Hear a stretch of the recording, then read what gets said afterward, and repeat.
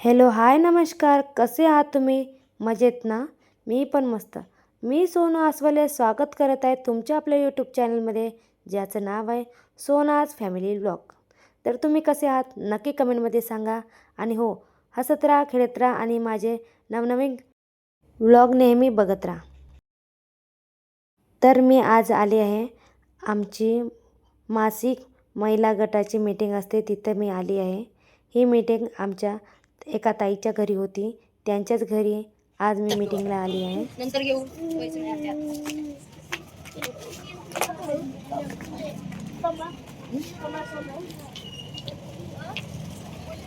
Hello guys.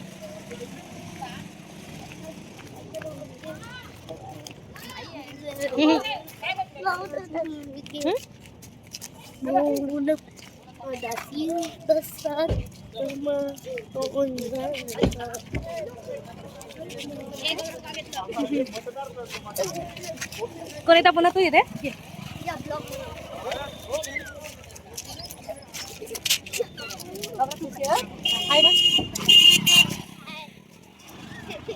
Hi bye एवढे हाय.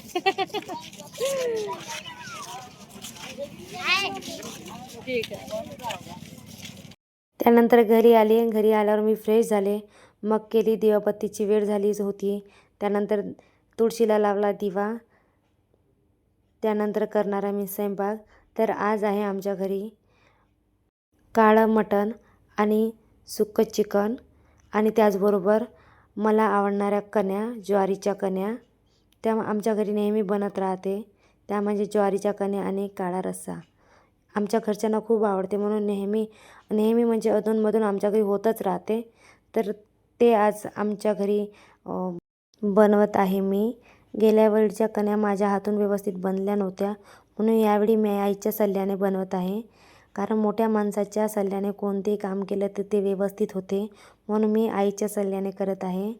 कारण आईचा अनुभव हा खूप मोठा आहे, म्हणून मी माझ्या हातून कोणती रेसिपी चुकली तर मी त्यांनाच विचारत असते आणि ते मला आपल्या लेकीप्रमाणे सांगत असते. तर ह्या झाल्या आपल्या कण्या. याला मी चांगलं शिजू देईल. त्यानंतर माझ्या जाऊबाई आल्या किचनमध्ये. मग आम्ही दोघींनी पण काम करायला सुरुवात केली. जाऊबाई बनवत आहे मटण, तर मी बनवणार आहे चिकन. असं आम्ही दोघी कामे वाटून घेऊन व्यवस्थित कामे करत असतो. त्याच्यामुळे आमची कधीच गडबड होत नाही. एक जण एक काम करते तर मी दुसरं काम करते. आम्ही एकामेकीच्या याच्यावर पाहत नाही, स्वतःहून जे मिळेल ते कामं करत असतो. जे कोणी माझा ब्लॉग पहिल्यांदा पाहत आहे त्यांनी चॅनलला नक्की सबस्क्राईब करा. आणि हो, लाईक कमेंट करायला विसरू नका.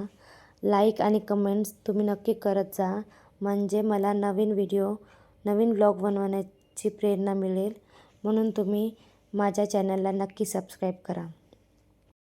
या काळात जॉईंट फॅमिली तशी पाहायला मिळत नाही, पण जॉईंट फॅमिलीचे खूप सारे महत्त्व आहे.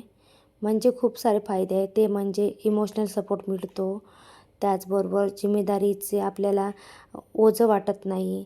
आर्थिक समस्यांना आपल्याला सॉल्व करण्याला खूपच आसानी होते.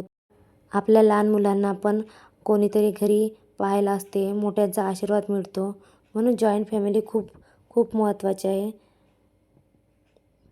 आपल्या लहान मुलांना मोठ्याचा आदर मान कसा करायचा हे आपण शिकवतो.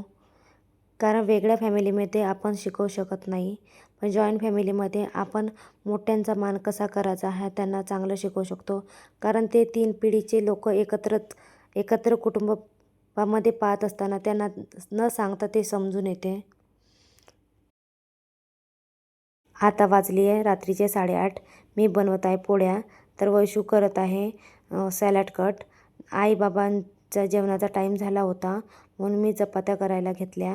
तर वैशू बाकीचे काम करत आहे. त्याचबरोबर मुलांना पण पाहत आहे, कारण आमचे लहान मुलं आहे तर खूप मधामधात त्रास देत असतात, म्हणून त्यांना पण पाहणं खूप गरजेचं आहे. म्हणून आम्ही टीमवर्कने काम करतो. एक जण एक काम करतात तर दुसरे दुसरे काम करत असतो. तर आजचा मेनू तुम्हाला कसा वाटला आणि ब्लॉग कसा वाटला नक्की कमेंटमध्ये सांगा. आणि हो, भेटूया उद्याच्या ब्लॉगमध्ये. तोपर्यंत टाटा, बाय बाय, धन्यवाद.